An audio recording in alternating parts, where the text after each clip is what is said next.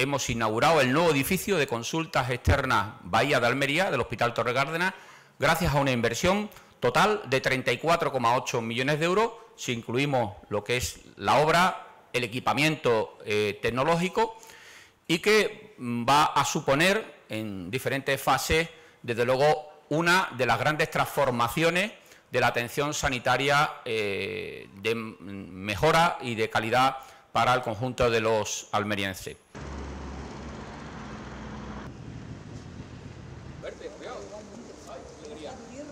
En mi casa.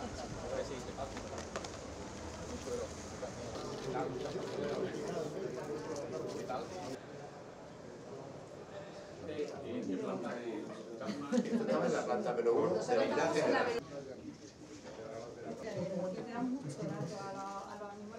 espirometría.